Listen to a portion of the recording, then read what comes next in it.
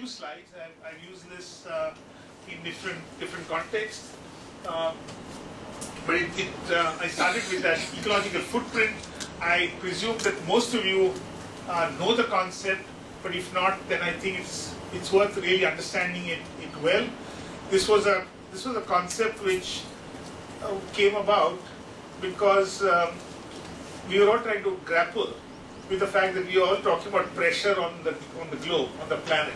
Human beings are overutilizing resources, and then we have all these different contexts. We can, of course, look at how much energy we consume. We can look at how much waste we produce. We can look at what we are doing to oceans. You talked about the two projects today of Globe and our own water quality monitoring project on the Ganga, and how these projects looked at different indicators. But everyone likes somehow one number. Now this one number can never be quite right, as you know. Everyone who is passed their school leaving certificates or colleges will have one number, and that number obviously represents an average of a lot of things. So you might have been excellent in Sanskrit and terrible in maths, and you get some sort of an average, and that number doesn't tell me that you are actually excellent in something and poor in something else, as opposed to someone who is poor in both. So that numbers have limitations, and we must realize that all numbers such as this have limitations, but they are still useful. They are a useful first guide, and this is what this man did. It was a couple of people who got involved in it, but it was a Swiss origin person, came from an agricultural background, and therefore in agriculture you like to think of everything in land terms. You know, I think even in rural India everything is in sort of terms of land and hectares. So he converted this into hectares. How much resources do I need to sustain my lifestyle? And that would mean, okay, if I'm wearing so many pairs of, so many types of clothes, then I need so much cotton, and therefore it will require this much. And for my food and for other resources, how much do I require? It's a complex thing, and it's available on the net, so you can have a look at it. You can do your own calculation. But it was a good indicator, and it's measured in hectares. And so when you look at different countries or continents, you see that North America requires about, an average lifestyle in North America requires about 8 hectares of land. In Europe, which is again a developed country, it is much less than that. In fact, one of the statements you just said, if America did nothing other than just have an average car size of someone in Europe, that itself would have a huge impact on global climate change and everything else, if only that one measure was taken. But that's not the way it is. Latin America and then Asia. And this axis, the x-axis, represents population. So if you see that in Asia you have a large population globally, but a relatively smaller per capita footprint. Here you have a relatively smaller population, and this area represents the total pressure we put in it. Now, the problem starts, first of all, there is a problem here, but the problem starts when all these people, their essential development model is in fact this. Now, that's really where the problem occurs. And if they in fact were to achieve that, suppose you had a magic wand and said, okay, everyone in Asia will have a lifestyle like the US, you can understand that the pressure of the globe is not just increasing incrementally, it will completely collapse the whole system. It will completely collapse the whole system. So obviously, it doesn't require a great amount of knowledge and science. It does not require a 4-day meeting to make people understand that this is not a sustainable lifestyle. This is country-wise, and if you see that as the human development index improves, which is what we call development, the footprint, ecological footprint seems to go up. So while you should be, ideally, we should all be in this square, which is that we want to be developed, but we want to have a low footprint. This is where we ought to be. But some of the minute you come near here, you start going in this direction. Okay, so that's the problem. Is it inevitable that to achieve a high human index, is it inevitable that you would have a high footprint, or is it something which can be avoided? Now you do see that obviously there is a difference between this dot and this dot. Both of them having a similar human development index. Obviously, these people are doing something different or better than that country, or compared to these countries. Now, how much is allowed? What is the capacity of the planet? And obviously, that is also to do with the population we have. And the population of the globe is in fact has been rising very, very rapidly.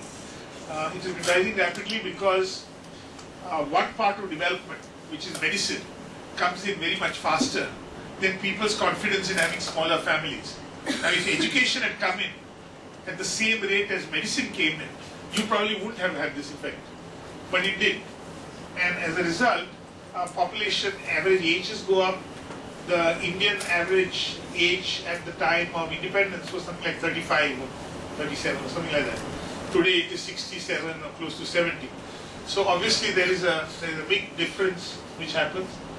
But in 61, we could have had something close to 4 as per capita and still be able to maybe survive globally. But what has happened by 2007, we are already below 2. Now the population of the globe is what, about 7 billion we've crossed. And the estimates are that we'll probably stabilize, if everything goes well, around 9 billion. So this number will further go down. Now compare this with the chart before, where all these countries are way above. We're talking about 8 here as developed. So there is obviously a very, very major challenge which we have before us. And one way of understanding that challenge is to say that today we are already somewhere here, which is where we are requiring about a planet and a half for our consumption. And because we don't have a planet and a half, we are digging into our capital here. All things being normal, we'll probably end up with about 2.5 planets, which is, I often like to say, when some of you are my age, we'll be somewhere here. And this slide you will be using perhaps here, and there will be something horrible here. So that's the sort of time frame. We're not talking about a long time frame. We're not talking about your grandchildren. We're talking about you at a slightly later stage in your life. While what we want to do is somewhat here. We want to go here.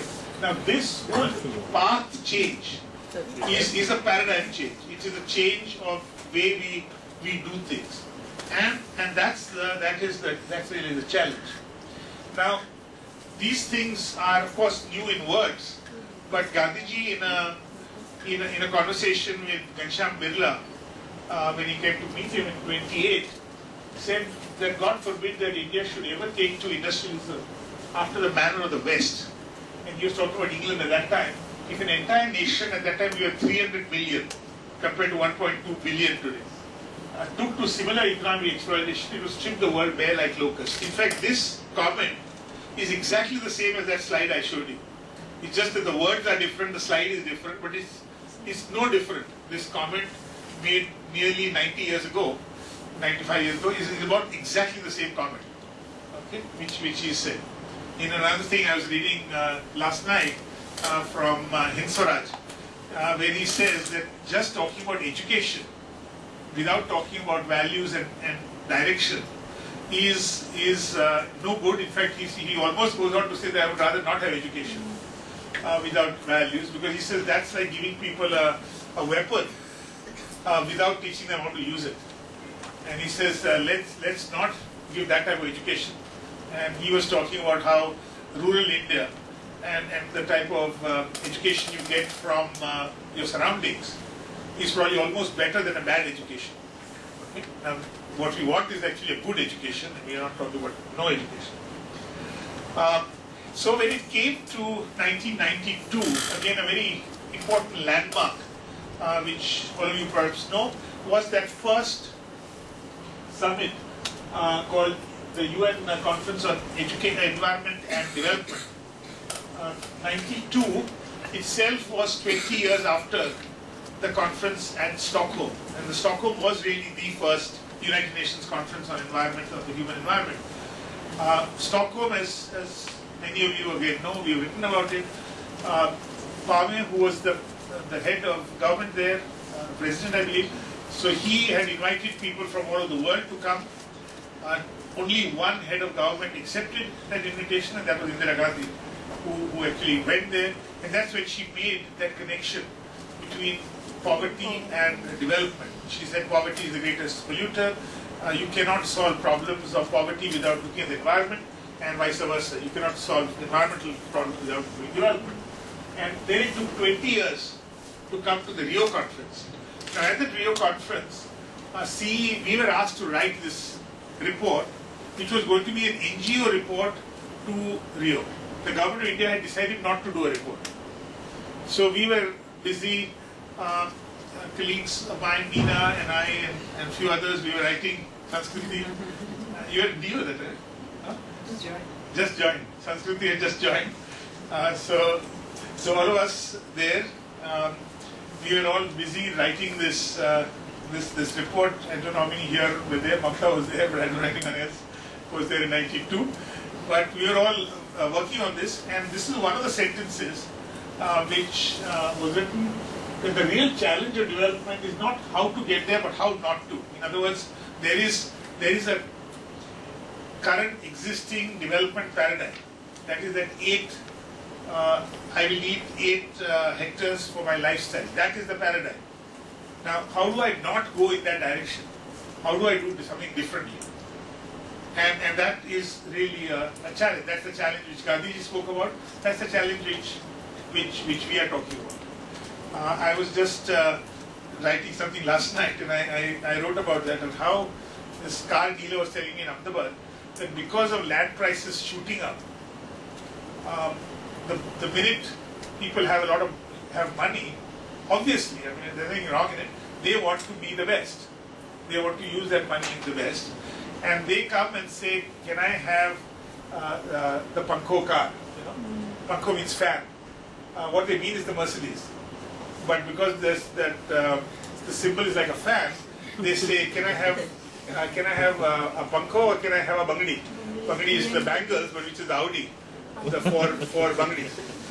Now, what he was trying to say, I'm not sure which is better. not trying to belittle the people who aspire that way, but the point only being that they have yet, educationally and otherwise, have no concept of the name, but they do know that a Bangadi or a Pankha is what gives me that status. That is when I can announce to the world that I have arrived.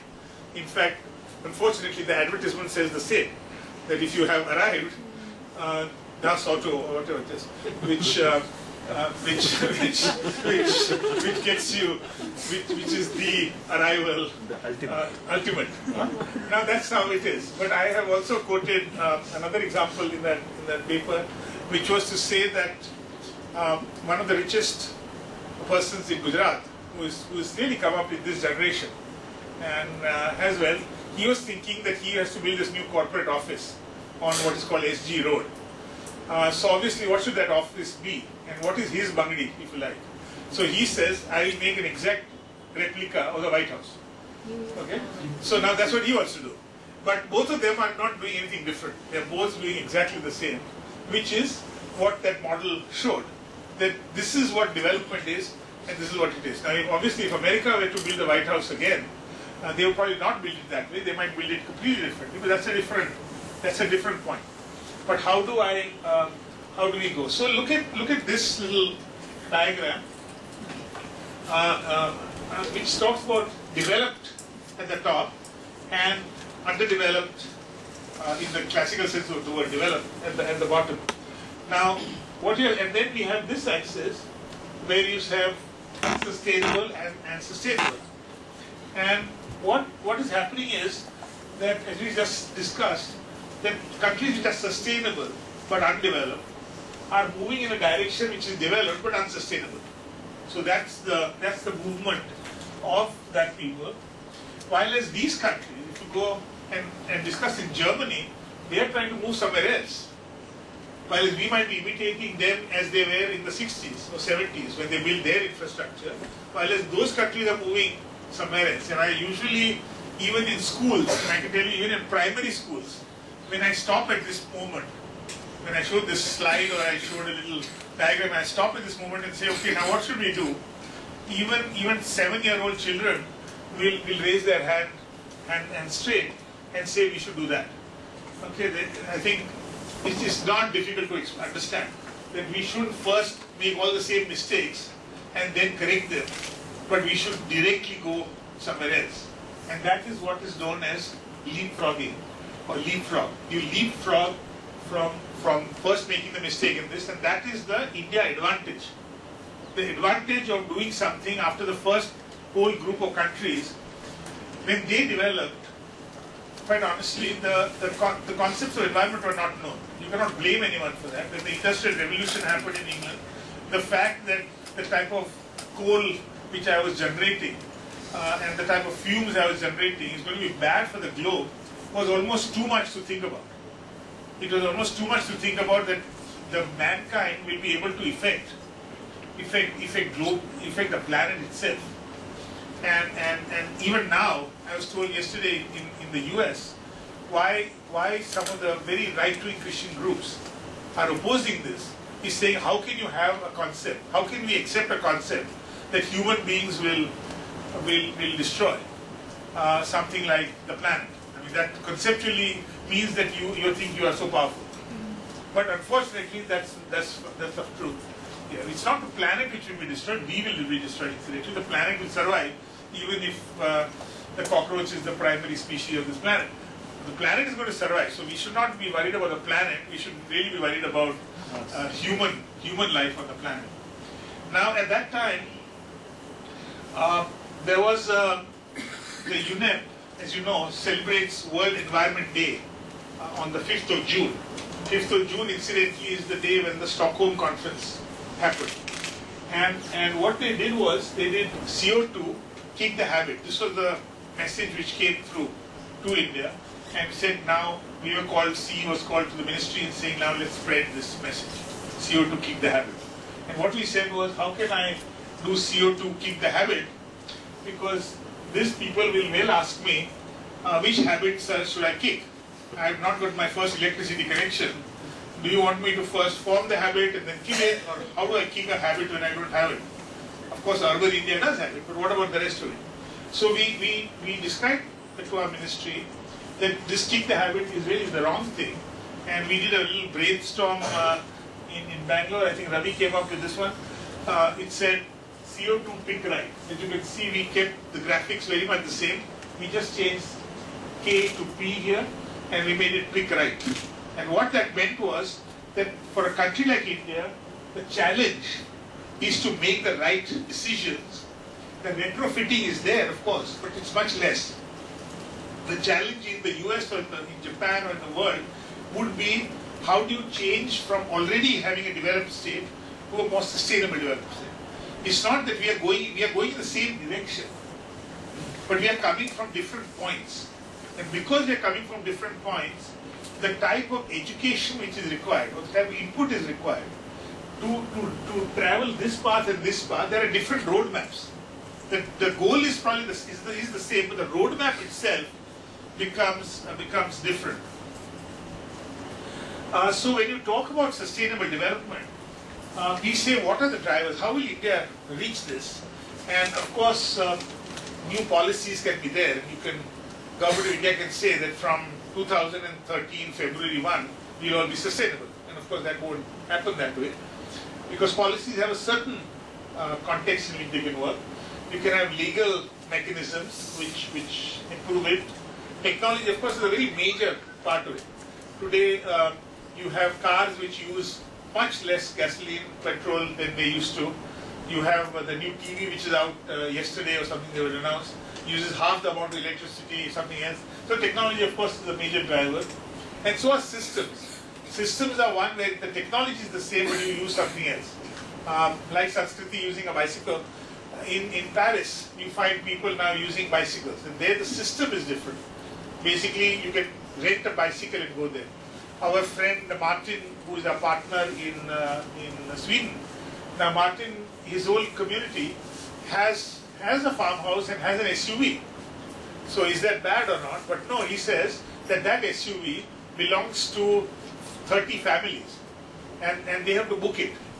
So those 30 families have one SUV and they have one farmhouse, and they all book it, and that's how they do it. So they have that luxury of sometimes going into it, but it is much less than what it would be if everyone got one of those vehicles.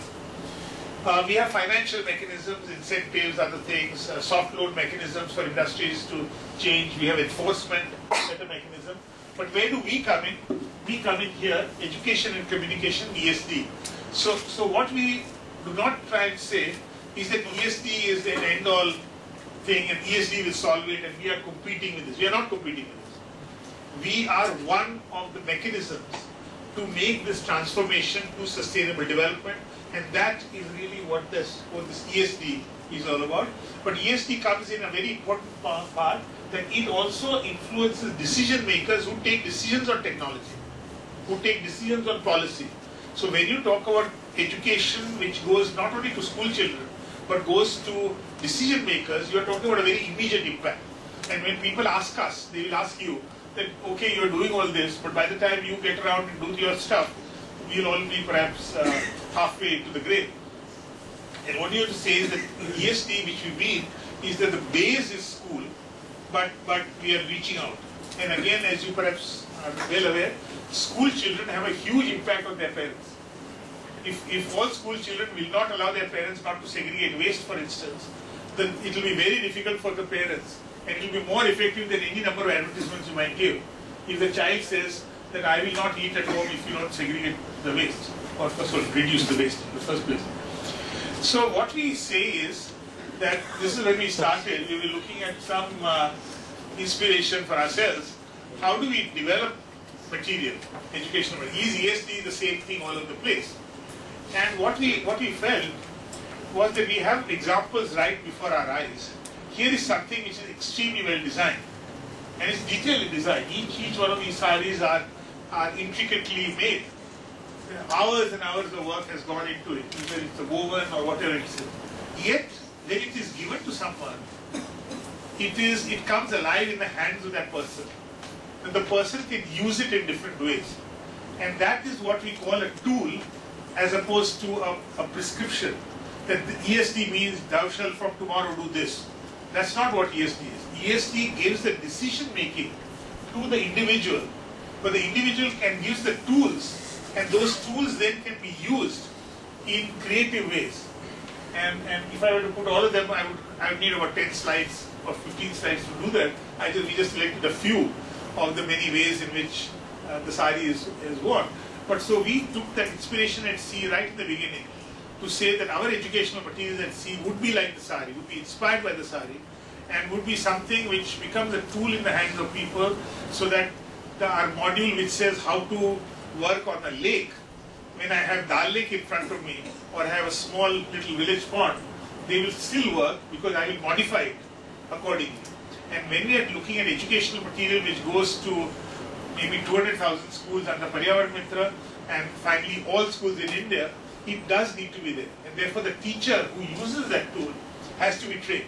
So teacher education, use of tools, and having tools which are flexible enough is absolutely a key to this whole thing. I thought I will stop here, and there are many more stories to share with you and tell you. But I thought I would do this basic introduction to you today, because it gives the background of how we are thinking. What is ESD? Just to end it, I will say that one of the articles we said that ESD is interesting because out of the 4 words, it has chosen 3 words to represent. And that 4th word, which is not in that ESD acronym, is perhaps the most important one, which is the word for. Okay, it's education for sustainable development, but we say ESD and forget the 4. But the 4 is the one which defines it. Because in terms of most other educational forms, including environmental education per se is not a driver. All education is a driver in the sense that if I get education, I will do something about it. But its task and mission is to educate primarily and not necessarily to drive. Not necessarily, it is not for something. I don't say I'm teaching you physics so that you will, or I'm teaching engineering so that you will make a better power plant. That's not, I mean, of course, when I teach you that, you will perhaps make a better plant. So that is the consequence of it. But in ESD, we are not talking about an iffy consequence. We are saying it is for sustainable development. So we could have said SDE. We could have said, let us teach SDE, which means Sustainable Development Education. Okay? We could have omitted the word for and do SDE, but we didn't. Because SDE would have said that you know about sustainable development, but this is not one of the drivers. Here, we have education for sustainable development, for the missing one in ESD is very important, and it is to drive. And therefore, our education, our school education has an activity approach, it has a community approach, it has an approach of whole school. It says, I'm supposed to speak of whole school. What it does is that you look at the whole system. Nowadays people talk about whole school systems, but they talk about whole system education, whole system approaches. And that's what we have been doing. In fact, if you see our experiences in several parts of India, we are doing it. That you cannot say that it is, if it's just SDE, we will say, yes, I know about SDE, doesn't mean that I practice it. But I do education for sustainable development, it does mean I practice it. Then it is no good to say that I will learn it in my classroom, but I will not practice it. I will have waste all over the place in my school. I will waste water. I am not conscious about energy. I am not conscious of this. I am not conscious of sanitation. Here we are, and not only that, we go beyond schools. We make partnerships with the community and bring the community in. So the whole school and whole system approach, which is where ESD is placed, is one where we do not think of these in isolation. Our college program, the RCE, is also the same. RCE reaches out and builds linkages and partnerships. So that's somewhat the approach. I'm going to be here, and we can have other opportunities to talk. I've already exceeded my time, so that's that. Okay, thank you.